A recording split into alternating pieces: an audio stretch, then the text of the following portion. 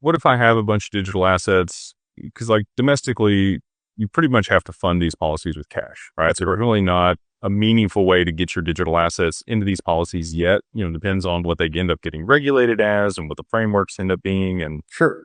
we're still a lot on the table trying to sort through that. But offshore, is that a possibility? Could you actually fund the policy in kind, or is it still going to be a cash contribution? Sure. So it is possible to evaluate that. So one of the ways that we look at that situation is different countries have different qualifications, rules that say, okay, this is real life insurance and you're going to get the tax treatment of life insurance. A US or Canadian compliant policy. So if you live here or have any connection to the United States or Canada, those contributions are going to have to be in cash for you to stay compliant. If you do not require a US or Canadian compliant policy, and so you have no nexus to the United States or Canada, it is possible to fund policies what we would call in kind. You have to be very wary. There are ways that things need to be done to satisfy investor control, diversification that needs to occur after contribution and things like that.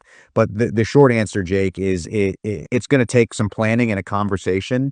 But yes, if you do not have a United States or a Canadian nexus, funding your policy in kind with digital assets can be done. There you go. So we work with people globally. We have people from the Middle East and UAE, and we've got people, Europe And it'll benefit them, but it's also subject to change. Like you said, there is so much development and uncertainty around the legislation of cryptocurrency. Is it possible that US folks can be able to fund it with crypto in the future? I can't say that it's impossible. I can tell you that you can't do it today, but it's still important to be aware of the mechanisms because, like we said, this is a developing market, developing legislation. It's a new frontier. yeah.